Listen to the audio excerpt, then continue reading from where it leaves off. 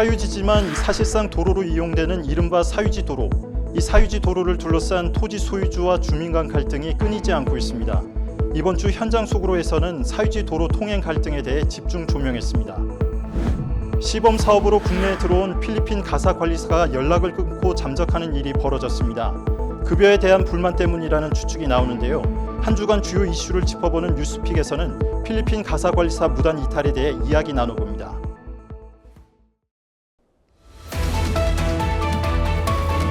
시청자 여러분 안녕하십니까? 이지원 아나운서 대신 오늘 하루 진행을 맡은 이진승 아나운서입니다.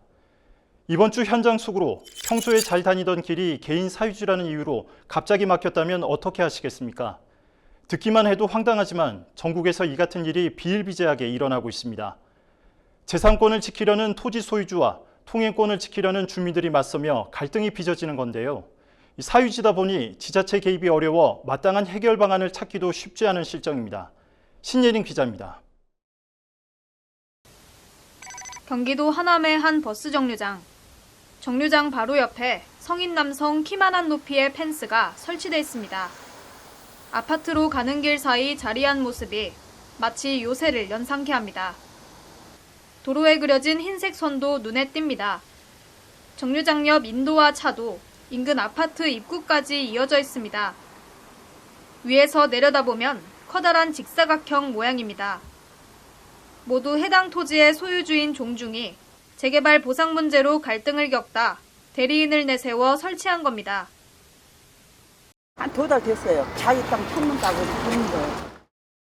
해당 사유지는 도시계획상 도로로 수십 년 전부터 주민들이 통행하며 이용해왔습니다. 여기에 인도와 버스 정류장, 횡단보도 소방시설까지 설치돼 공공의 용도로 사용되었습니다. 최근 이 도로가 펜스로 막히면서 보행자들은 버스를 타고 내릴 때마다 좁은 길을 지나야 하는 불편을 겪고 있습니다. 아파트로 오가는 차량의 통행도 어려워졌지만 아직 뚜렷한 대책은 없는 상황입니다. 펜스가 생긴 지도 수개월째, 불편함은 이곳을 지나다니는 주민들의 몫입니다. 땅 주인이 이거 해놓은 거 아니에요? 측량해가지고. 이거 해놨잖아요. 이거 없었거든요. 정정 땅이니까 대리인을 내서가지고 되게 불편하죠. 굉장히 좁아졌습니다. 가게 앞에 저 차 대고 저렇게 다 했었는데, 가게 저 앞에 그 땅까지 다 안 막았잖아요. 비슷한 문제를 겪는 곳은 또 있습니다. 정류장에서 차로 10분 거리에 있는 마을. 마을 안으로 들어가기 위해 한 차량이 좁은 길을 통과합니다. 대형 차량일 때는 더욱 심각합니다. 철제 구조물과 말뚝에 부딪히지 않으려 최대한 속도를 줄이고 아슬아슬하게 통과합니다. 이곳 역시 사유지입니다. 자세히 가서 살펴보니 도로에 토지 측량 후 사유지라고 적은 노란색 글씨가 쓰여 있습니다. 그 옆으로는 도로가 아니니 통행하지 말라는 내용의 안내판이 놓여 있습니다. 이곳은 원래 양방향 도로로 사용되고 있었지만 현재는 철제 구조물과 볼라드가 세워져 있어 도로 한면으로만 통행이 가능한 상태입니다. 때문에 넓은 도로로 나가기 위해 좌회전 신호를 기다리는 동안 반대편에서 차량이 오거나 다수의 차량이 이동할 때는 불편한 상황이 생기기 일쑤. 길이 경사가 있고 울퉁불퉁해 눈이 오는 겨울철에는 통행이 더욱 위험합니다. 좌회전 할 때 아니면 우측으로 나갈 때 차가 몇 대가 있으면 이쪽 양쪽으로 양방향으로 다녀야 되는데 그게 이제 못 들어가고 그 찻길에 그냥 서 있는 상태도 생길 때가 있고 처음에는 이쪽 벽이 좀 많이 닿을 뻔했는데 이쪽에서 이제 깎았고 약간은 넓힌 상태라 큰 차들 지나갈 때 뭐 그리고 사람들도 그쪽으로 이렇게 지나갈 때가 있어가지고 좀 위험하고 갑자기 이제 막혀가지고 불편함이 좀 있었지. 지금도 뭐 불편한 건 계속. 마을 안에 있는 업체도 불편하기는 마찬가지. 업무상 대량으로 물건을 실어 나르는 일이 많은데 길이 좁아진 후로 차량 통행이 어려워졌다는 겁니다. 업체 관계자는 다른 대안이 없어 해당 도로를 계속 이용하고 있지만 경제적으로 피해를 보고 있다며 하소연했습니다. 40피트까지 들어가. 근데 지금 20피트, 5돈까지, 7.5돈까지 들어있는데 불편하죠. 솔직히 너무 불편하죠. 조그만 차 다니기도 불편한데 큰 차들은 더 불편하겠죠. 피해를 많이 보고 있죠. 수입 컨테이너로 물건 들어오는데 20피트밖에 못 들어요. 40피트 들어오면 아무리 물류비가 좀 저렴하기 때문에 저분이 뭐 자기한테 큰 뭐 이득이 있다든지 그것도 없는데 막아놓고 그러니까 그냥 너무 속상하지. 앞집하고 뭐 싸워서 뭐 이거 물러나면 자기가 원인이 채주겠다 했는데 전혀 그런 것도 없고 완전히 뭐 그 현재 그대로 지금 있다 보니까 문제가 많죠. 어떨 때는 속상해 놀부신부 아닌가 그런 생각 들고 저뿐만 다 불편하거든요. 해당 토지의 소유주인 A씨는 이미 자신이 소유한 토지의 상당 부분을 도로로 사용할 수 있도록 내줬다고 밝혔습니다. 사유지에 철제 구조물이나 볼라드를 설치하는 것은 소유주의 자유일 뿐더러 도로폭이 충분해 통행에 큰 불편함도 없다는 겁니다. 이게 마을에 들어가는 통로예요. 저 폭이 3m밖에 안 됩니다. 근데 저는 이제 3m 40을 물려줬거든요. 이 폭보다 더 크게 물려줬어요. 충분히 차가 다닐 수 있도록 차 다닐 수 있게끔 충분히 양보해줬잖아요. 저 안에 도로 폭보다 40cm 더 양보를 해줬어요. 법적으로는 보통 우리가 저 승용차만 다니게 차량만 다니게 하는데 그래도 이게 공장들이 사람들이 뭐라 해갖고 그래서 화물차 다닐 수 있게끔 이렇게까지 했는데 문제는 저기가 문제예요. 그러면서 A씨는 길을 터줘야 할 것은 자신이 아닌 바로 옆 이웃 주민이라고 주장했습니다. 이웃 주민이 국유지를 콘크리트 타설해 개인 사유지로 쓰고 있는데도 지자체가 아무런 제재를 가하지 않고 있다는 겁니다. 그러면서 자신에게만 양보를 강요하기 전에 시가 먼저 나서 국유지를 원상복구해야 한다며 목소리를 높였습니다. 이 사람은 도로를 공무리 사유지로 쓰고 있고 그러니까 차가 못 다니까 우리 땅을 담고 있는 거예요. 인원을 넣어도 시에서 뭐 나와서 보기만 하고 그건 아닙니다. 우리가 요마침 땅을 양보해서 다닐 수 있게 했는데 그러면 시 도로는 재기능을 해야 되지 않습니까? 시 도로가 이렇게 기울어져 갖고 개인이 사유지로 쓰고 있으면 되니까 저게 좀 더 편리하기 위해서 뭐 양보해라면 양보할 수 있어요. 그런데 한쪽에서는 불법을 저지르고 있으면서 우리 보고 양보하라. 그럼 시에서는 아무런 행위 조치도 더 이상 좋지도 않고. 이웃 주민 B씨는 억울하다는 입장입니다. 땅 수평을 맞추기 위해 어쩔 수 없이 국유지를 콘크리트 타설한 것이며 이에 대한 변상금도 지급했다는 겁니다. 또한 자신의 사유지도 A씨 경우처럼 도로로 사용되고 있지만 어떠한 통행료나 보상금은 받지 못했다 토로했습니다. 시에서는 나보고 공문을 보내갖고 나한테 이 돈을 내라 하라. 그러면 내가 내라 그래서 냈는데 내 토지는 저렇게 많이 사용하고 있잖아요. 근데 내가 21년 동안을 그 사람들이 우리 토지를 사용하고 있는데도 불구하고 나는 한 푼도 못 받았는데 소송을 해서 돈을 받아가래요. 시는 나한테 그 부가만 바로 하면은 나는 돈을 내야 되고 연체면 연체료도 내야 되고 이거는 형평성이 어긋나지 않냐. 작년 5월달에 내가 서류를 넣었어요. 법원에 송장을. 근데 여태까지는 거기에 재판이 한 번도 작년 5월이면은 지금 벌써 1년하고도 4개월이 넘었잖아. 이게 너무 안 좋은 거 아니야? 불공평한 거 아니야? 법치 국가에서. 오랜 시간 이곳을 도로로 이용하던 마을 주민과 재산권을 지키려는 토지 소유주 간 갈등. 초기에 적절한 대응이 이뤄지지 않으면서 주민 간 다툼으로까지 번졌고 갈등의 골은 더욱 깊어졌습니다. 시 역시 난감하다는 입장입니다. 시설물에 따른 통행 불편에는 공감하지만 어디까지나 개인 사유지이기 때문에 시가 강제적으로 시설물을 철거할 수는 없다는 겁니다. 시가 해당 토지를 매입하고 소유주에게 보상금을 지급하는 방안이 있으나 이마저도 쉽지 않습니다. 길을 막아서 그런 데를 먼저 하게 되면 좀 더 약간 뭐 조장까지는 아니더라도 움직임을 하실 수도 있잖아요. 꼭 그렇다는 건 아니지만 방향 자체가 개설할 때 뭐 길을 막거나 뭐 이런 데를 불편이 생기게 한 데를 먼저 하게 되면 길을 막는 게 이제 길을 개설하는 도로를 개설하는 수단이 될 수도 있지 않겠느냐. 그 부분만 개설하는 형태가 아니니까 좀 결과적으로는 생각보다는 대부분의 사업비는 보상비로 들어가고 실 예정이 뭐 기본적으로는 뭐 많이 편성이 되거나 이런 건 아니거든요. 뒤에 하고 있는 것들도 있는데 이게 이제 그 순위로 올라오게 되면 다른 데 하고 있는 사업들도 못하게 돼, 뭐 지연이 되고 뭐 그럴 가능성이 높잖아요. 예산 확보 문제 등이 복잡하게 얽혀 있어 도로 개설 추진에 상당한 어려움이 따르기 때문입니다. 시설물 설치 등으로 통행 불편을 겪고 있는 지역에 도로 개설을 먼저 추진하게 되면 자칫 선례가 될 수 있다는 우려도 있습니다. 해당 지역은 A씨의 사유지와 국유지, B씨의 사유지 등이 맞닿아 있는데 현재 도시계획시설 도로로 지정돼 있습니다. 반면 어느 정도 해결점을 찾은 곳도 있습니다. 이곳은 몇 개월 전까지만 해도 쇠말뚝과 쇠사슬로 도로가 막혀 있었는데 사유지 주인과 관할구청, 인근 주민과 업체가 수차례 대화를 나눈 끝에 통행이 재개됐습니다. 인천광역시 남동구의 한 도로. 앞서 통행 불편으로 한 차례 갈등이 있었지만 관할구청의 설득으로 현재는 시설물이 철거됐습니다. 지난 3월 해당 토지의 소유주가 지난 2006년 도시계획시설 도로로 지정된 이후 10년이 넘게 별다른 진전이 없다며 시설물을 설치해 도로 통행을 막았습니다. 오랜 시간 공공의 통행을 위해 도로로 사용되면서도 부지에 대한 세금은 소유주가 지불해 손해를 보고 있다는 이유였습니다. 막았었는데 그분들이 다시 풀었어요. 하다고 좀 다른 좀 민원들이 많이 생겼고요. 그분들이 요구하는 건 이제 도로 개설이잖아요.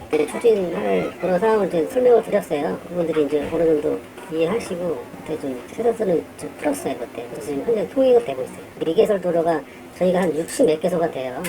그거를 저희가 다 개설을 하려면은 어쨌든 예산이 뭐 한두 푼 드는 게 아니거든요. 이게 뭐 보상비나 뭐 공사비까지 해서 몇백억이 들어가기 때문에 저희도 이제 어쨌든 그런 미개설도를 이제 사업 우선순위나 뭐 그런 걸 정해가지고 1년에 한 뭐 해봤자 뭐 3-4개소 그것밖에 지금 할 수 있는 그게 안 되거든요. 재정 여건상. 해당 시설물은 일단 철거된 상태지만 여전히 도로가 개설되기까지는 예산 확보 등 해결해야 할 과제가 남아있는 상황입니다. 국토연구원에 따른 지난 2019년과 2020년 사유지 도로와 관련한 민원은 약 900건. 전국 곳곳에서 갈등이 반복되고 있지만 이렇다 할 대책이 없어 주민 불편만 커지고 있습니다. 법률방송 신예림입니다. 관련해서 스튜디오에 나온 신예림 기자와 이어서 이야기해 보도록 하겠습니다. 신 기자, 이 사유지 도로가 뭔가요? 사유지 도로는 이른바 비법정 도로라고도 하는데요. 먼저 법정 도로는 우리가 흔히 말하는 도로를 생각하시면 됩니다. 도로법 등 관련 법령에 따라 신설 또는 변경에 관한 고시가 된 도로를 가리킵니다. 이 법정 도로를 제외하고 뚜렷한 법적 근거가 없는 도로를 비법정 도로라고 하는데요. 아직 법적으로 명확하게 정의되지 않아서 비법정 도로, 현황 도로, 사실상 도로 등 다양한 명칭들로 불리고 있습니다. 그중에서도 사유지가 오랜 기간 주민들이 다니는 공용 통행로로 사용될 경우에는 사유지 도로라고 합니다. 관련 현황도 파악된 바가 없어서 전국에 사유지 도로가 얼마나 있는지 구체적인 통계도 나오지 않은 상황입니다. 네, 이러한 사유지 도로와 관련된 민원이 꾸준히 발생하고 있다고요? 네, 그렇습니다. 지난 2022년 국토연구원이 발표한 사실상 도로의 관리를 위한 기초 현황 분석 연구에 따르면 2019년부터 2020년까지 주요 대도시의 관련 민원 수는 약 900건에 달했습니다. 지역 주민의 주요 민원 내용은 앞선 리포트에서 보신 통행방해 신고 등이었고 토지 소유자의 관련 민원 내용은 시설 설치 이의 제기, 토지비와 매수 요구 등이었습니다. 네, 이 사유지 통행 갈등은 말 그대로 주민의 통행권과 토지 소유주의 재산권이 충돌하면서 발생하는 건데 해결 방법은 없을까요? 네, 사유지 통행 갈등이 일어날 때 주민들이 지자체에 민원을 제기하는 경우가 많은데요. 사실 사유지이기 때문에 시에서 강제적으로 행정적인 제재를 가하기에는 어려움이 있습니다. 네, 그렇다면 법률상으로는 주민 통행권을 보호받을 방법이 있나요? 네, 크게 3가지 방법이 있는데요. 먼저 일반교통방해죄로 형사 고소를 하는 방법입니다. 형법 제185조에 규정돼 있는데 육로, 수로 또는 교량을 손괴하거나 불통되게 하거나 기타 방법으로 통행을 방해한 자는 10년 이하의 징역이나 벌금을 내도록 하는 내용입니다. 개인 소유의 땅이라고 하더라도 사실상 여러 사람이 공로로 사용하고 있다면 막을 수가 없다는 건데요. 이 일반교통방해죄로 형사 고소를 하거나 신고하게 되면 처벌받을 인정받을 수 있습니다. 두 번째는 민법에서의 주의토지 통행권을 행사하는 것입니다. 사유지도로 인근에 본인 소유의 토지를 가진 자가 행사할 수 있는 권리인데요. 자신의 토지와 공로 사이에 별다른 통로가 없거나 과도한 통행료를 요구하는 경우 이 주의토지를 통행하거나 새로운 통로를 개설해서 이용할 수 있도록 하는 권리입니다. 다만 이때에도 토지 소유주에게 손해를 보상해야 합니다. 마지막으로는 손해배상 청구권을 행사하는 건데요. 공공통행로가 막힘에 따라서 발생하는 피해나 정신적인 고통이 있다면 그에 대한 손해배상을 청구하는 내용입니다. 네, 이 손해배상 청구를 하려면 본인이 피해를 봤다는 것을 입증해야 하잖아요. 네, 그렇기 때문에 이 손해배상 청구는 그다지 추천하는 방법은 아닌데요. 인과관계를 입증하는 데 어려움이 따르기 때문입니다. 관련해서 변호사 인터뷰 듣고 오시겠습니다. 얼마를 받을까 이걸 산정하는 것 자체가 일단 어렵기도 하고요. 우리나라에서 위자료를 인정하는 기준 자체가 되게 낮은 편이다 보니까 느끼는 정신적 고통이 1,000만 원이라고 하더라도 법원은 100만 원 아니면 뭐 30만 원, 50만 원 이렇게 인정할 수 있습니다. 가장 실효적인 방법이 있다면은 이렇게 일반교통 방해죄로 형사 고소하는 게 가장 실효적입니다. 완전히 통행이 불가능하지 않더라도 교통을 막는 행위 자체를 처벌하는 거거든요. 사유지인지랑 상관없이, 그러니까 공로에 제공이 있는 그런 도로를 막으면은 다 처벌이 될 수 있습니다. 그 전부터 그 주민들이 계속해서 도로로 사용했다는 걸 입증하는 게 좀 어려운 부분이 좀 있습니다. 네, 근데 입증이 되기만 하면은 처벌이 됩니다. 반대로 토지 소유주가 재산권을 지키기 위해서는 어떤 방법이 있을까요? 사실 토지 소유주 입장에서는 이러한 통행 갈등이 본인의 토지에 대한 소유권을 침해받는 상황인 거죠. 이에 대해 토지 소유주는 사용료를 청구하거나 토지 인도, 부당이득 반환을 청구할 수 있고요. 지자체나 업체가 내 땅의 시설물을 무단 설치 또는 점유하고 있다면 철거 소송을 제기하는 등의 법적 조치를 취할 수도 있습니다. 그러나 아까 말씀드렸던 것처럼 인근 통행자들의 주의토지 통행권도 있고요. 국가나 지자체가 취득시효를 주장하거나 권리 남용이라고 항변하는 등의 대응을 할 수도 있기 때문에 주의하셔야 합니다. 관련 인터뷰 보시겠습니다. 이 토지를 취득하신 분이 최초에 이런 식으로 도로 개설하는 거에 대해서 용인했거나 이 토지 소유자가 이런 상태를 용인하고 취득했으니까 여기에 대해서 다시 권리 행사를 하는 것은 허용이 안 된다. 이런 형태의 대법원 판례 법리가 있습니다. 예, 그래서 그런 토지 소유자의 이런 철거 청구나 토지 인도 청구가 기각되는 사례가 꽤 있어요. 인용되기보다는. 취득시효가 완성이 돼서 국가가 이걸 취득한 거다. 이런 항변을 하거나 아니면은 당신의 권리 행사가 권리 남용이다. 이렇게 항변을 하면은 그 항변이 보통 인용되는 경우가 많이 있어요.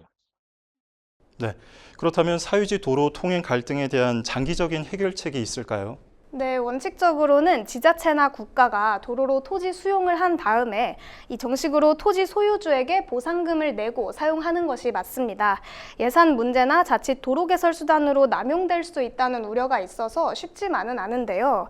그렇지만 주민의 통행권과 토지 소유주의 재산권을 보호하기 위해서는 시간이 조금 걸리더라도 이 방법이 가장 이상적인 것으로 보여집니다. 사실은 지자체가 이런 사유지에 속한 현황 도로들에 대해서 도시계획을 수립해서 도로로 수용을 하는 게 맞죠. 수용해서 보상금도 지급하고. 근데 그렇게 할 수 있는 여건이 좀 안 되다 보니까 이런 상황이 방치되고 있는 것이 아닌가 생각합니다. 가장 좋은 방법은 지자체가 현황 도로들을 우선적으로 수용을 해서 그런 보상금을 지급해서 이런 문제가 안 생기도록 하는 게 가장 바람직한 해결 방안이 될 것 같고요. 그게 잘 안 된다. 그러면은 토지 소유주들이 이렇게 막았을 때 경찰들이 먼저 나서서 이런 일들이 안 생기도록 예방을 하는 게 필요하지 않을까 싶습니다. 네, 오래전부터 고질적으로 발생한 문제로 주민 간 갈등이 커지는 만큼 이 지자체와 국가에서도 적극적인 대책을 마련해야겠습니다. 이번 주 여기까지 듣겠습니다.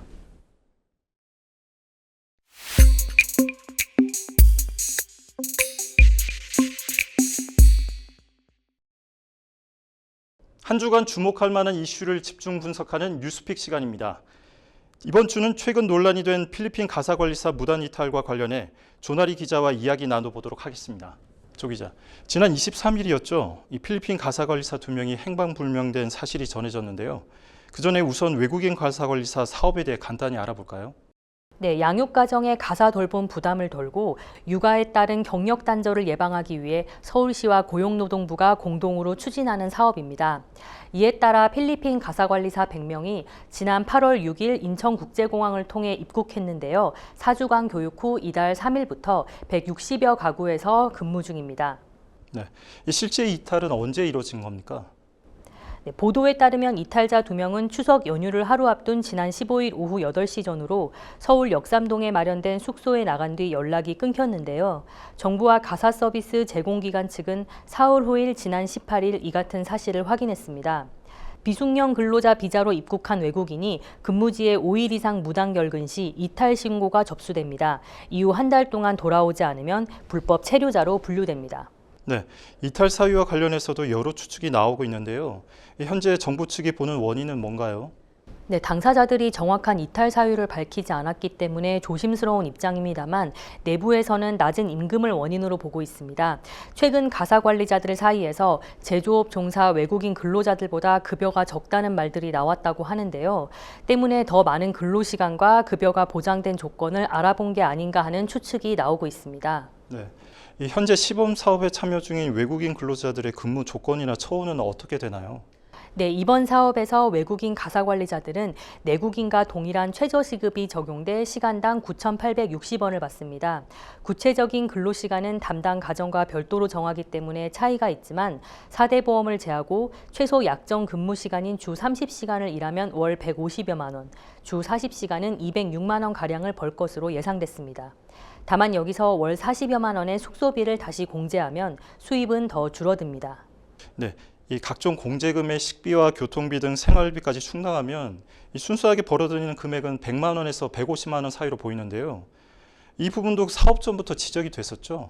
네, 그렇습니다. 특히 노동계를 중심으로 비판이 거셌는데요. 정부가 외국 인력이나 가사 돌봄을 값싼 노동으로 인식하고 나쁜 일자리로 만들고 있다는 지적이 나오고 있습니다. 또한 언어 장벽 문제를 차치하더라도 서비스의 질도 저하될 것이라는 게 노동계의 주장인데요. 돌봄 노동의 경우 처우와 서비스 질이 강한 상관관계를 갖기 때문입니다. 네, 이에 대해 서울시 측은 어떤 입장인가요? 관련해서 서울시의 입장을 물었는데요. 일부 무단 이탈이 발생하긴 했지만 모든 필리핀 가사 관리자들이 같은 생각을 갖고 있진 않을 것이라 보고 있습니다. 지금 얘기한 수입도 필리핀 근로자의 월 평균 급여보다 2배 이상 높기 때문인데요. 더욱이 정부 간 사업인 만큼 민간 고용보다 안정적인 환경이 보장된다는 점도 한국행을 선택한 주요 이유라는 설명입니다. 네, 그럼에도 불구하고 결국 사건이 터졌고 시에서도 당혹스러웠을 것 같은데요. 분위기가 어땠나요?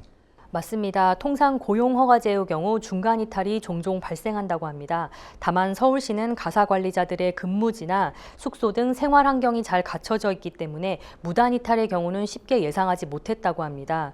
두 가사 관리자가 출근했던 가정들 역시 급히 담당자를 교체하는 등 불편을 겪었을 것으로 보입니다. 네, 이번 무단 이탈 가사 관리사들이 입국 전부터 계획한 것이 아니냐는 의혹도 제기되는 것 같습니다. 네, 불가능한 얘기는 아닙니다. 다만 이 역시도 서울시 측은 가능성을 낮게 보고 있습니다. 근무 시간 외 시간은 가사 관리자들의 개인 시간인 만큼 자연스럽게 각종 구직 정보에 노출됐을 것이란 얘기인데요. 특히 직접 대면을 하지 않더라도 SNS를 통해 관련 커뮤니티나 브로커 등과의 접촉이 충분히 있을 수 있다는 얘기입니다. 문제는 자칫 거짓 꾀임에 넘어갔을 경우인데요. 서울시나 정부에서도 이 부분과 관련해 이탈자들의 안전을 우려하고 있습니다. 네, 그런 일은 없어야 할 텐데요. 이 재발 방지를 위해 정부와 시에서도 대책 발표가 있었죠? 네, 그렇습니다. 서울시는 가사 관리자들의 급여를 월급제에서 주급제로 변경하는 방안을 고용부와 검토하겠다고 밝혔는데요. 필리핀 가사 관리자들의 생활고 해결을 위한 조치입니다. 이는 이번 무단 이탈 사건이 낮은 임금 때문이라는 내부 진단과 더불어 최근 논란이 된 가사 관리자들의 급여 지연 사태 때문이기도 한데요. 네. 당초 가사 관리자들은 입국 직후 하루 8시간씩 교육을 받고 교육수당을 받기로 했는데 정식 근무와 달리 교육수당은 입금 전날까지 참여한 부분만 급여로 받습니다. 그러나 가사 관리자들은 첫 급여일인 지난달 20일에 2주치 교육수당 95만 원을 받지 못했습니다. 이후 두 차례에 걸쳐 밀린 수당이 나눠 지급됐는데요. 이번 달 20일에도 8월 20일부터 9월 2일까지 2주치 교육수당만 지급됐습니다. 9월 3일부터는 정식 근무기 때문에 이달 말일까지 근무수당이 다음 달 20일에 지급됩니다. 네, 아무리 교육수당이라고 해도 월에 한 번 받는데 2주치 급여만 받게 됐네요. 이 첫 급여 지연은 왜 발생한 건가요? 네, 가사관리사들의 수당은 가사서비스 제공업체가 지급을 하는데요. 지난달 업체 두 곳의 유동성 부족을 문제로 제때 지급이 이루어지지 못했습니다. 또한 월 임금을 다음 달에 정산하는 업계 관행이 적용됐다고도 하는데요. 문제는 첫 급여일에 2주치 수당만 지급된다는 사실이 추석 연휴 직전인 지난 13일에야 가사관리사들에게 통보됐다는 점입니다. 앞서 말씀드린 대로 무단이탈 관리사들이 15일 숙소를 나간 것을 미뤄보면 아무래도 영향을 미쳤을 것으로 보이는데요. 다만 서울시는 13일 전에도 설명을 했었고 서비스 제공업체 측에서 13일에 다시 한 번 더 강조했을 수도 있다는 입장입니다. 네, 이 급여 지급 방식 변경과 관련해서 가사관리사들의 반응은 어떻습니까? 네, 이를 알아보기 위해 서울시와 고용노동부는 지난 24일 서비스 제공업체와 가사관리사들을 만나 간담회를 개최했습니다. 다만 간담회에서는 월급 지급 방식을 주급제로 변경하는 게 아닌 월급제와 주급제를 선택하는 방안이 논의됐습니다. 간담회에 참석한 가사관리사들이 월급제를 더 선호했기 때문인데요. 또한 현재 7개월인 비자 취업 활동 기간을 최장 3년까지 늘려 불안정한 고용 환경을 개선하기로 했습니다. 네, 이 취업 활동 연장이 주목할 만한 것 같은데요. 앞으로 추가 이탈을 막을 수 있을까요? 네, 맞습니다. 다만 급여 지급 방식과 관련해서는 근본적인 해결책이 되기 어렵다는 지적도 나옵니다. 초반에 잠깐 언급했듯이 다른 제조업 종사 외국인 근로자들보다 급여가 적게 느낄 수 있는 문제는 변함이 없기 때문인데요. 게다가 지난달 오세훈 서울시장은 월 200만 원이 넘는 비용이 대부분 가정에 부담스러울 수 있다는 문제의식에 따라 가사관리사들의 최저임금을 차등 적용해야 한다고 제안하기도 했는데요. 이 같은 분위기도 가사관리사들의 불안감을 가중시켰다는 지적이 나옵니다. 다만 이번 사건에 따라 최저임금 차등 지급 논의는 당분간 가라앉을 것으로 보입니다. 관련 인터뷰 듣고 오겠습니다. 이분들이 와가지고 돈을 더 많이 벌기를 원하기 때문에 지금 거기 가사 도우미 하는 것보다 다른 데서 노동 시간을 52시간까지 확대해가지고 더 많은 돈을 벌 수 있어서 그쪽 분야로 빠지지 않았나 싶거든요. 임금 총액이 크게 변화하거나 그런 것이 아니기 때문에 이게 도움이 될 수는 있겠지만 그게 해결책이 될 수는 없을 것 같거든요. 그나마 지금 최저임금도 지급하고 있는 상황에서 이러는 건데 나중에 최저임금 지급 안 하겠다고 서울시가 그렇게 얘기를 하고 있는. 그래서 이 사업이 앞으로 어떻게 될지 몰라요. 시범사업 기간이기 때문에 되게 불안하지 않을까 싶기는 합니다. 네, 큰 관심과 기대를 받은 사업이었음에도 한 달도 안 되어서 삐걱거리는 모양새인데 하루빨리 안정을 찾아야겠지요. 네, 그렇습니다. 지난달 집계된 필리핀 가사관리사 서비스 신청 경쟁률은 5대1에 달했는데요. 돌봄 서비스가 필요한 가정이 적지 않은 만큼 본 사업으로 정착되기 위해 서비스 제공업체는 물론 정부와 시에서도 각별한 관리가 요구되고 있습니다. 네, 잘 들었습니다. 이번 주 뉴스픽은 여기까지입니다. 화제의 사건이나 사회 현안을 인물을 통해 조명하는 시간, 피플입니다. 2년 전 집권여당 현직 대표에 대한 사상 초유의 중징계 결정 기억하실 겁니다. 당시 정치 신인임에도 당의 행위를 정면으로 비판하고 당직에서 떠나면서 더 큰 주목을 받았던 인물이 있습니다. 신인규 전 국민의힘 부대변인입니다. 최근 국민의힘은 리더십 재정립 등을 두고 시기제로 상태에 놓이는 등 극심한 혼란을 겪었는데요. 이번 주 피플에서는 석대성 기자가 신 전 부대변인을 만나 근황을 듣고 왔습니다. 대한민협 대의원에서 보수공당 대변인으로 그리고 정치단체 대표까지 법조인이자 정치인 신인규 변호사와 함께 인생여행 떠나봅니다. 변호사님 안녕하세요. 네, 안녕하세요. 신인규 변호사입니다.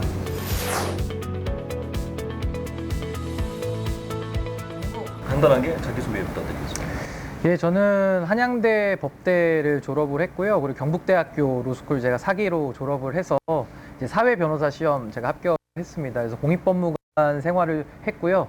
그러고 나서 로펌에 잠깐 다니기도 했지만은 이제 법률사무소 청직 제가 개업을 해서 이제 개업 변호사로 활동한 지도 한 6년째 되는 것 같고요. 개업을 하고 나서 이제 정치에 대한 꾸준한 관심을 갖다가 국민의힘에서 대변인 선발 대회를 했거든요. 그래서 벌써 한 3년이 지났는데 그때 이제 나는 국대다라는 프로그램에 제가 응시를 하면서 국민의힘과 인연을 맺고 중앙당의 상근 부대변인까지 활동을 했었습니다. 그러다 지금은 이제 당과의 인연은 정리를 하고 지금 이제 무소속으로 제가 정치 활동을 계속 이어가고 있습니다. 네, 1986년생 아직 마흔도 되지 않은 나이입니다. 그럼에도 법조계는 물론이고 정치계에서도 많은 경험을 또 하셨잖아요. 일단 뭐 신인규라는 사람의 인생 얘기를 좀 듣고 싶은데 어떻게 법조인이 되게 되셨는지 계기부터 좀 말씀해 주시죠. 우선은 이제 저는 저희 아버님께서 이제 법조인 생활을 좀 하셨기 때문에 어릴 때부터 그런 법조인들하고의 그런 관계를 좀 많이 맺고 자라와서 그냥 막연하게 뭐 법대를 진학해야겠다 이렇게 생각을 했던 것 같고요. 어린 시절에도 정치 문제나 현안에는 관심이 굉장히 많았습니다. 그래서 항상 꾸준히 관심을 갖고 뭐 글로써 이렇게 생각을 좀 정리하는 이런 노력도 많이 했었는데 막연하게 이제 법조로 진출을 하고 또 언젠가는 정치도 해보고 싶다라는 막연한 계획만 갖고 있다가 정말 이게 좋은 기회들이 좀 겹쳐가지고 그래서 변호사 생활도 하면서 지금 정치권에 입문도 하게 된 좀 그런 특이한 케이스인 것 같습니다.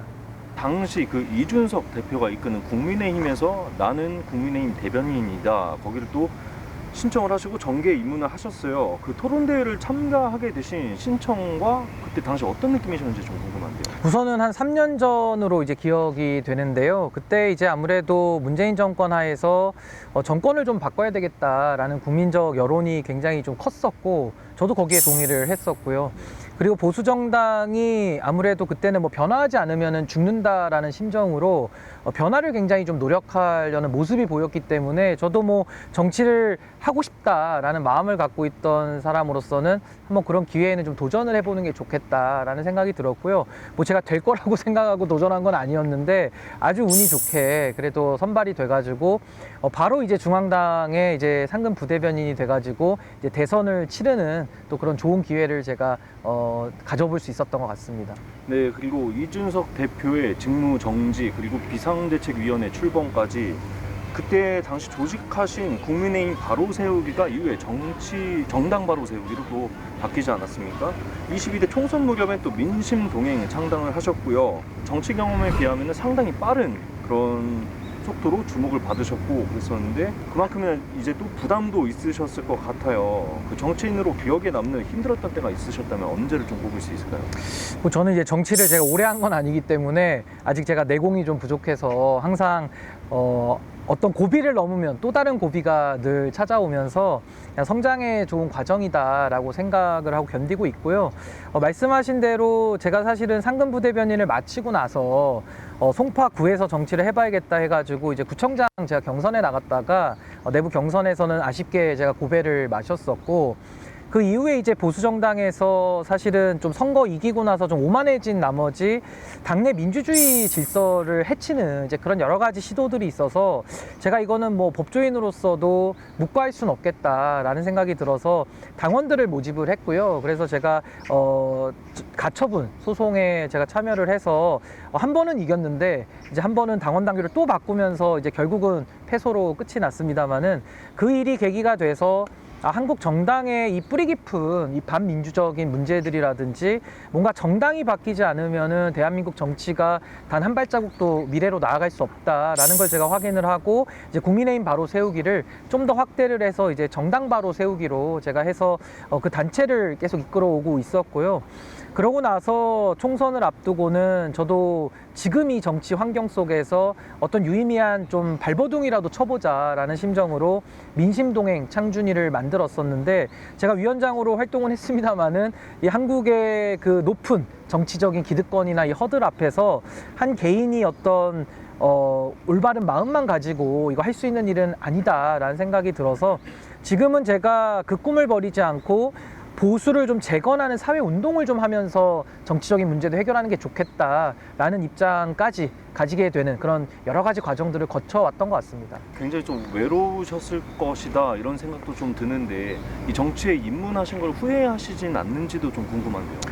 사실은 이 정치를 저도 해보니까 이게 사실은 과반수잖아요. 그러니까 절반이 저를 지지해줘도 나머지 또 반대하시는 분들이 거의 절반 가까이 있는 거거든요. 그래서 제가 지금까지 정치를 해오면서 뭐 여러 가지 싫은 소리 듣기도 하고 비판받기도 하고 또 이유 없는 공격도 분명히 있습니다. 그래서 그런 것들을 처음에는 제가 버티기가 많이 힘들었는데 그래도 이게 조금씩 더 적응이 되기도 했고 좀 더 한국 정치를 바꾸겠다라는 그 더 큰 목표와 가치가 제 안에 더 강하게 작동하기 때문에 이제 그 정도의 좀 힘든 것들은 좀 넘어갈 수 있겠다라는 생각이 들었고요. 무엇보다 정치를 하면서 힘든 게 지금은 한국 정치 구조 자체가 너무나도 기득권화돼 있기 때문에 저처럼 바깥에서 국민들의 목소리를 대변해가지고 정치를 바꿔보겠다는 사람에게는 상당히 불리하게 작동되어 있는 구조가 있습니다. 그래서 그런 상황 속에서 기존에 불신받고 있는 정치와 야합하거나 손잡을 수는 없고 그렇다고 이제 시민들의 마음을 모아서 정치를 바꾸기에는 조금 더 시간의 누적이 좀 필요하기 때문에 뭐 지금은 좀 나름의 외로운 시간을 우리 많은 분들의 지지를 통해서 제가 잘 견디고 있다. 그 말씀이 맞을 것 같습니다. 네. 그리고 이전에 비하면 활동이 좀 줄지 않았나 이렇게 생각하시는 분들도 있을 것 같은데 근황을 또 궁금해하시는 분들이 많습니다. 종종 이제 방송에 출연하실 때도 있지만 현 정부에 대한 또 비판의 목소리를 또 내고 계시는데 지금 현재 보수 진영이 언제부터 좀 잘못됐다고 보시는지도 궁금한데요. 지금의 보수는 사실 생명력을 잃어버렸다고 저는 생각을 합니다. 물론 박근혜 대통령 탄핵 이후에 사실은 그 정치적인 평가를 받고 그 세력들이 한 번은 정리가 됐었어야 되는데 안타깝게도 사실은 문재인 정권 들어와서 보수가 또 살아나는 이런 역설적인 기회가 또 제공이 됐거든요. 그래서 그런 상황 속에서는 저는 지금의 국민들의 전반적인 불신을 받고 있는 이 보수 세력은 정당으로서나 또 세력면으로서나 저는 더 이상의 국민들의 신뢰를 얻기는 저는 불가능하다라는 판단을 하고 있는 거고요. 이게 어디서부터 나빠졌느냐를 따지자면 특히나 보수 정당에서는 그 친이 친박이라고 하는 인적 친분에 의한 정치가 상당히 좀 심하게 작동된 적이 있었는데 그 친이 친박의 갈등의 결과가 사실은 탄핵으로 이어졌고 그 탄핵 국면 이후에도 보수가 자정을 통해서 새로 거듭 태어나는 노력을 못했기 때문에 지금에 나와 있는 보수라는 그 표면적인 세력들은 보수적 가치도 없고 보수적 비전도 없는 상황 속에서 사실 지금의 이 정권을 연명하고 있는 거에 불과하거든요. 그래서 저는 이런 부분들이 지금 국민들의 불신을 가장 보수 세력이 받게 된 근본적인 원인 아닌가 좀 그렇게 생각합니다. 근데 지금 일단은 뭐 친이도 아닌 친박도 아닌 지금 한동훈 대표가 또 이번에 국민의힘 대표를 맡고 있지 않습니까? 이 한동훈 대표에 대해서는 좀 어떻게 평가를 하고 계시는지도 궁금합니다. 우선은 한동훈 대표는 본인의 정치적인 노선을 아직 국민들에게 보여준 적은 없습니다. 아무래도 정권을 창출하는 과정에서 역할을 하신 바도 없고 윤석열 대통령의 그 오랜 검찰 후배로서 같이 근무해온 경력에 따라서 정치권에 입문하면서도 윤석열 대통령이 법무부 장관으로 지명을 해서 그 지금까지 정치 행위를 이어오는 것이고 처음 당에 올 때도 뭐 당에서 어떤 당직이나 어떤 선출직을 통해서 검증이 돼서 올라온 게 아니라 윤석열 대통령이 총선의 필요에 의해 가지고 비상대책위원장의 자리에 올려놓은 사람이고 총선 패배 이후에도 어떠한 뭐 달라진 모습이나 국민들의 어떤 면죄부를 받기도 전에 성급하게 당대표에 출마하면서 또 희한하게 당선이 됩니다.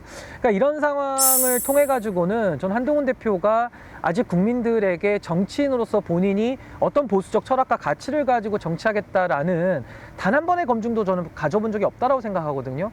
지금은 보수가 대안이었기 때문에 한동훈 대표를 지지하고 있는 것은 사실이지만 한동훈식의 정치가 저는 아직 국민들에게 설명조차 되어지지 않았다. 그래서 제가 뭐 평가하기로는 좀 야박하다고 할 수도 있겠지만은 정치적 성공을 거두기는 저는 매우 어려울 것이다. 저 그렇게 생각합니다. 예, 그리고 이게 지금 대통령 리스크가 계속해서 이제 또 문제가 됐고 이슈가 많이 됐었는데 이번에는 대통령 이슈보다는 여사 이슈가 더 많이 있는 것 같습니다.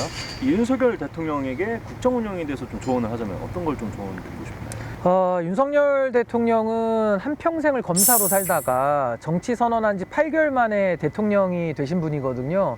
아마 이런 케이스는 역사상 아마 앞으로 다시는 있을 수 없는 아마 전대미문의 그런 경력을 갖고 있는 건데 아무래도 우리가 어떤 걸 너무 쉽게 얻었을 때 그 자리가 되게 쉬워 보이거든요. 그러니까 저는 윤석열 대통령이 정치를 빠르게 시작했고 모든 거를 다 가졌지만 그에 걸맞는 준비나 실력이나 또 책임감이나 이런 것은 가지지 못했다. 그게 지금까지 지난 2년 6개월 동안 윤석열 정부가 여러 가지 부침 속에서 정치적인 어려움을 겪었던 거라고 볼 수밖에 없는 거고, 무엇보다도 본인의 지지자들을 적으로 돌려 세우는 이런 마이너스 정치를 지금까지 계속해왔기 때문에 전 이런 식으로는 윤석열 대통령이 성공한 대통령 되기는 매우 불가능하다. 그렇다면 지금은 과연 윤석열 대통령이 이 낮은 지지율을 가지고 임기나 제대로 마칠 수 있을까? 아마 이걸 이제 국민들이 걱정하는 단계일 텐데, 저는 윤석열 대통령이 정말 뼈를 깎는 자성과 정말 기적에 가까운 변화를 본인 스스로 만들어내지 못하는 한은 저는 이 정부가 저도 정상적으로 임기를 마치기는 매우 어려워 보인다라는 생각이 들어서, 뭐 제가 감히 주제넘게 조언을 하자면은 정말 모든 것을 다 지금까지 했던 거랑은 반대로 해야지만 전 마지막 남은 기회가 있을 것이다. 좀 비관적으로 예측을 좀 하고 있습니다. 그리고 이 대한민국 정치에서는 10년 교체설이라는 게 있는데, 이 보수와 진보 진영 간의 그 정권 교체가 10년마다 이루어진다. 이게 지금 문재인 전 대통령 때도 깨지지 않았습니까? 그런데 지금 변호사님께서 말씀하셨다시피 이게 윤석열 정권에서도 또 깨져서 5년마다 이제 또 정권이 바뀌는 것 아니냐, 이런 목소리도 나오고 있는데요. 이재명 대표와 그 더불어민주당에 대해서도 좀 평가가 궁금한데 어떻게 좀 보고 계십니까? 지금 이제 대한민국 역사가 그래도 나름의 하나의 루틴을 가지고 어떤 세력이 정권을 만들어내면 정권 재창출을 해오고, 그러면서 이제 10년 주기로 바꿔왔다가 사실은 박근혜 대통령이 그 임기를 1년 채우지를 못했던 걸 시작으로 해서 문재인 대통령, 윤석열 대통령 이렇게까지 온 건데요. 저는 뭐 꼭 10년씩 채울 필요는 없고 그 정권에 대한 국민적 심판에 따라서 저는 민주주의가 제대로 작동되는 것이다라고 긍정적으로 이해를 하고 싶고요. 그래서 저는 앞으로 이재명 대표 입장에서는 다음 정권을 반드시 만들겠다라는 의지가 되게 강한 걸로 보입니다. 물론 정권 초기부터 이재명 대표가 야당의 대표로서 올라오기 때문에 이거 책임 정치 무너지는 거 아니냐, 왜 책임지지 않느냐라는 기존의 정치 문법에서 비판을 많이 받으셨던 분이거든요. 근데 지금에 와서 보면 이재명 대표가 그걸 다 돌파를 해서 지금은 제1야당의 거대한 야당의 대표로서 또 차기 대권에 아주 성큼 가까이 다가가 있는 분으로서 작동을 하고 있기 때문에 저는 이재명 대표가 국민들이 그래도 이재명 대표에게 가지고 있는 불안정 요인들을 제거하려는 노력을 저는 많이 해야 된다. 그러니까 당내에서 세력을 더 공고화하는 노력을 했다라면 지금은 그거의 2배, 3배를 가지고 더 많은 외연 확장의 시민들을 민주당을 지지할 수 있도록, 또 이재명 대표를 지지할 수 있는 쪽으로 만드는 노력을 좀 해야 될 것이고, 그걸 한마디로 표현하자면 수권 대한 세력으로서의 능력을 보여줘야 된다. 그러니까 지금처럼 말로만 구호만 외쳐가지고 큰 목소리를 내가지고 국민을 설득하겠다라는 과거의 민주당 방식을 좀 과감하게 버리고 뭔가 국민들에게 좀 더 참신하게 새롭게 기대감을 줄 수 있는 그런 정치를 좀 해야 되지 않을까, 전 그런 생각을 해봅니다. 다시 법조계로 돌아가시는 것 아닌가 이렇게 궁금해하시고 걱정하시는 분들도 계십니다. 마지막으로 이제 앞으로의 활동 계획이 어떻게 되시는지랑 시청자들께 한 말씀 해주시면. 예, 저는 뭐 직업이 변호사이기 때문에 지금도 변호사업을 하고는 있고요. 근데 다만 이제 정치랑 병행하고 또 방송 활동까지 하다 보니까 이 시간적 한계 때문에 제 일을 잘 조율하고 있는 이런 단계고요. 앞으로는 제가 그래도 정치를 한번 시작한 이상은 이 한국 정치, 특히나 이 정당 내부 구조의 아주 구태, 그리고 과거의 퇴행적인 모습들이 너무나도 많고, 단적인 예가 우리 헌법에서 배우는 정당의 규정대로 현실에서는 작동되고 있지 않거든요. 저는 그것을 최소한의 그래도 우리가 학교에서 배웠던 교과서적인 수준으로까지는 회복을 좀 시켜야 된다라는 게 저의 목표이기 때문에 지금의 이 보수 세력들이 완전한 불신을 국민들에게 받고 있는데, 저는 보수 재건을 위한 여러 가지 사회적 운동을 통해 가지고 뭔가 좀 새로운 세력, 국민들에게 새로운 희망과 정치가 바뀔 수 있다라는 기대감을 드릴 수 있는 그런 과정에 제 미력한 힘이나마 보태고자 합니다.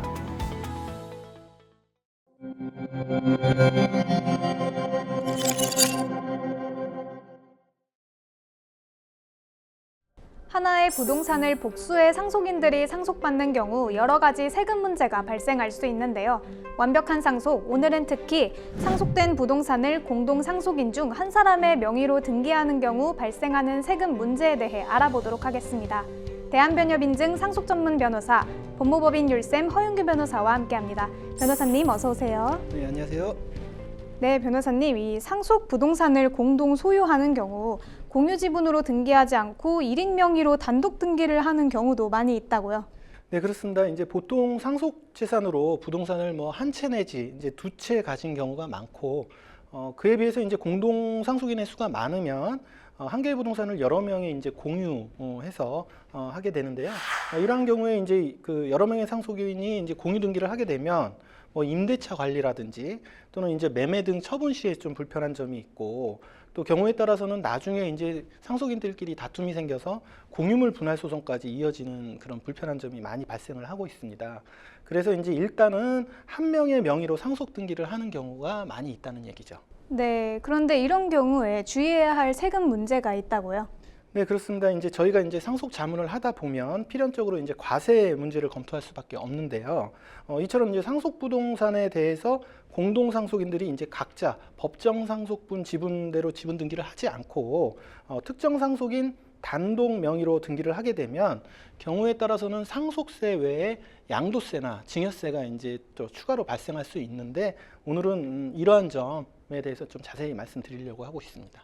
네, 상속이라고 하면 보통 상속세만 흔히들 생각하시는 경우가 많은데, 네. 이런 경우에는 상속세뿐만 아니라 증여세나 뭐 양도세 같은 추가적인 세 부담이 발생할 수도 있다, 이런 말씀이시군요. 상속재산을 나누는데 상속세 외에 다른 세금이 추가로 발생한다는 게 한편으로는 좀 이해가 잘 되지 않는데요. 네, 언뜻 생각하면은 이해가 잘 되지 않으시죠. 상속을 하게 되면 상속세만 내면 되지, 뭐 다른 세금이 왜 발생하느냐. 간단하게 이제 설명을 드리면, 일단 그 부동산 상속이 일어나면 여러 명의 이제 상속인들이 각자 지분만큼 부동산을 공동 소유하게 되는데요. 앞서 말씀드린 이제 여러 가지 불편함 때문에 이러한 등기를 한 명에게 몰아주고, 등기를 하지 않은 다른 상속인들은 그 지분을 포기하거나 아니면 이제 돈으로 정산을 받게 될 것입니다. 이때 그 지분을 포기하는 상속인들은 자기 지분을 그 등기 명의자한테 증여하는 꼴이 되는 것이고요. 포기하지 않고 돈으로 정산을 받으면 그 상속인은 자기 지분을 그 등기 명의자한테 매매를 하는 꼴이 된다는 것이죠. 네, 변호사님이 말씀하신 것처럼 이렇게 간단한 예를 들어보자고 한다면, 상속인이 형제 2명일 경우에 한 개의 상속부동산을 장남 1인 명의로 등기한다고 가정할 때 등기를 받지 않은 차남은 자신의 상속지분인 2분의 1 지분을 포기한다면 이 결국 형에 대한 증여가 이루어지는 것이고, 2분의 1 지분만큼의 부동산 가액을 형으로부터 돈으로 정산받으면 자기 지분을 형에게 매도한다는 것으로 본다는 것이죠. 네, 아주 정확하게 이해하셨습니다. 네, 그러면 이런 경우에 상속세 외에도 증여세나 양도세를 납부해야 할까요? 네, 그 말씀해 주신 사례에서 형제가 이제 상속 부동산에 대해서 협의를 했는데, 동생이 자기 지분을 포기하고 장남 단독 명의로 상속받는 경우에는 그 동생의 그 법정 상속분 2분의 1 지분을 장남에게 증여한 형식이 되죠. 그런데 이제 상속세 및 증여세법에서는 그 최초의 협의 분할 를 통해서 이 사례에서 장남 명의로 최초로 상속 등기를 하게 되는 경우에는 증여세를 과세하지 않습니다.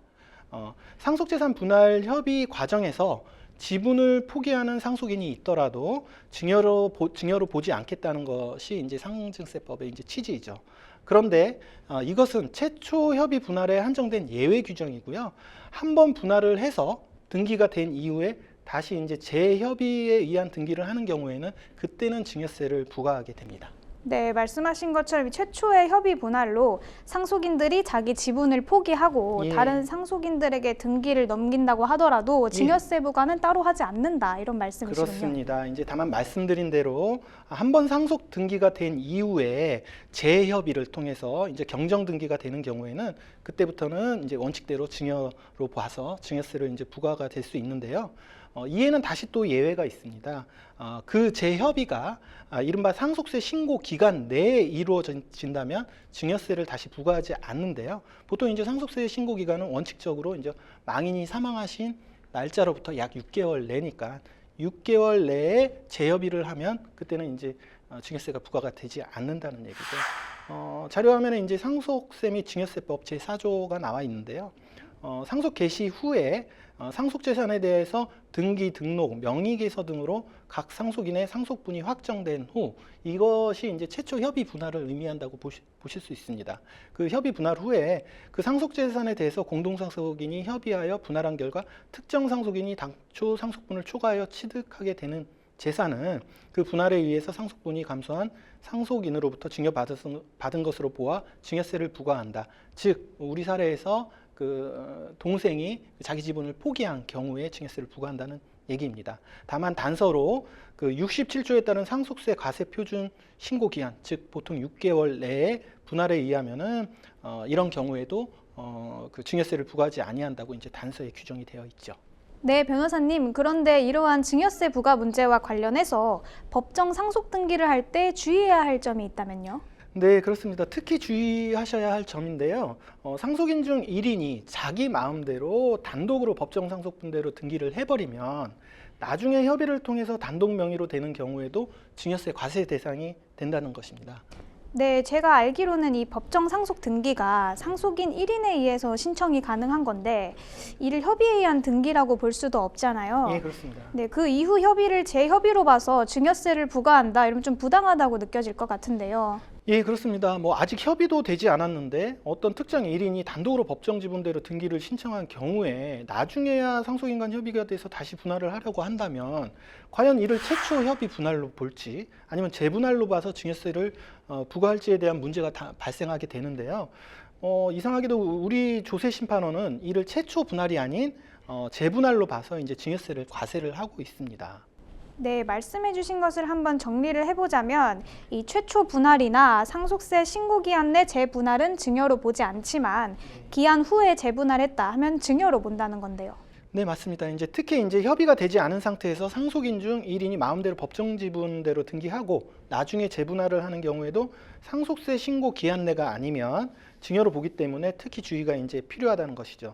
따라서 실질적인 그 분할 협의가 마무리되지 않았다면 상속 등기는 서둘러 할 필요가 없다는 점 좀 유의하셔야 될 것 같습니다. 네, 변호사님, 이 상속 등기에는 기한도 따로 있지 않잖아요. 네, 맞습니다. 네, 그러면 변호사님, 이 양도세는 어떠한 경우에 발생할까요? 네, 그 먼저 사례에서 차남이 자기 지분을 포기하고 장남에게 지분을 양보한 것이라면 증여의 문제가 발생하지만 차남이 자신의 지분을 포기하는 것이 아니라 장남 단독 명의로 하되 장남이 그 차남의 지분에 해당하는 가액을 금전, 돈으로 정산하거나 보상하는 경우도 있고 실제로 이런 경우가 더 많죠. 앞 사례처럼 형제들이 자신의 지분을 포기하는 경우가 많이 없기 때문입니다. 네. 이 경우는 차남이 자신의 지분을 장남에게 유상양도, 즉 매매를 한 것으로 봐서 양도소득세를 과세하게 됩니다. 따라서 이러한 경우에는 양도소득세 신고 및 납부를 검토해야 된다는 것이죠. 네, 그런데 이 같은 경우에는 장남이 차남에게 금전을 보상 지급하려고 하는데 장남에게 그만큼의 재원이 없을 수가 있잖아요. 네, 즉 아파트가 10억 아파트라고 가정한다면 장남이 차남에게 반만큼 5억을 정산해줘야 하는 건데 이 재원이 없다면 어떻게 해야 될까요? 네, 맞습니다. 보통 정산을 하고 싶어도 정산할 재원이 없는 경우가 상당히 많이 있습니다. 그래서 이런 경우에는 일단 장남 명의로 단독 등기를 하고 그 부동산을 매각한 후에 그 매각 대금을 반반 나누자 이렇게 하는 경우가 비일비재하죠. 네, 매각 대금으로 정산한다 이런 말씀이시죠. 그렇습니다. 오히려 이런 경우가 훨씬 더 많을 것 같은데요. 네. 이런 경우는 어떻게 되는지 정리를 한번 해주시면 좋을 것 같습니다. 네, 이 경우에는 장남 명의로 단독 등기가 되었을 때 상속 지분이 확정이 되고 그 이후에 제3자에게 매각해서 받은 대금을 차남에게 분배하는 경우에 그 아까 보셨던 상증세법 그 제4조 3항 본문에 따라서 증여세가 부과되게 됩니다. 그리고 제3자에게 매각한 부분에 대해서는 당연히 양도세 검토가 당연히 필요하고요.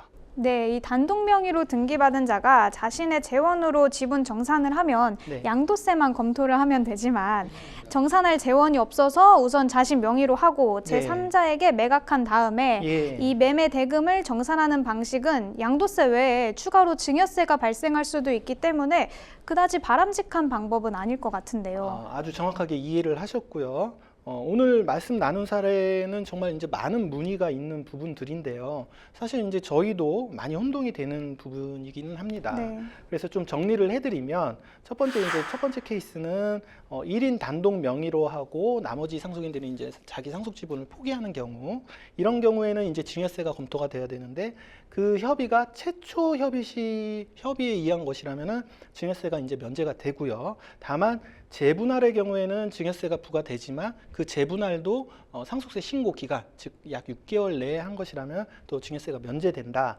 이 첫 번째 케이스로 좀 이해하시면 될 것 같고요. 두 번째 케이스는 1인 단독 명의로 하되 지분 정산 개념으로 그 다른 상속인한테 지분에 해당하는 가액을 정산을 한다면 이건 유상양도로 봐서 양도세를 부과한다. 이게 이제 두 번째 사례고요. 세 번째는 마지막에 말씀드린 대로 재원이 없어서 부동산을 내 단독 명의로 했다가 매각한 대금으로 정산을 하게 되면 양도세뿐만 아니라 그 상증세법 4조 3항 때문에 증여세까지 이제 부과가 된다. 이게 이제 크게 세 가지 사례를 언급을 해드렸는데요. 마지막 사례가 오히려 상당히 더 많습니다. 그 거래계에서는. 왜냐하면 재원이 없기 때문에 네. 부동산을 매각하고 그 대금으로 이제 정산을 한다는 것인데요. 이런 경우에는 말씀드린 대로 양도세뿐만 아니라 증여세까지 발생할 수 있으니 결국은 이런 경우에는 단독으로 명의를 바꾼 다음에 매각하기보다는 조금 불편하더라도 법정상속분 내지는 공동상속인들이 다 지분대로 등기를 한 다음에 합동으로 매도를 하고 그 배분을 받으면 그 증여세를 좀 절약하실 수 있다. 이 점을 좀 오늘 좀 기억하시면 좋을 것 같습니다. 네, 오늘 말씀 감사합니다. 네. 오늘은 흔히 있을 수 있는 일이라고 생각되지만 상속재산 분할 시 간과할 수 있는 세금 문제에 대해 자세한 설명 들어봤습니다. 이와 관련하여 궁금하시거나 도움이 필요하시다면 완벽한 상속에 문의하시거나 변호사님 상담을 받아보시길 권유합니다. 법무법인 율쌤 허윤규 변호사님, 오늘도 좋은 정보 알려주셨습니다. 감사합니다.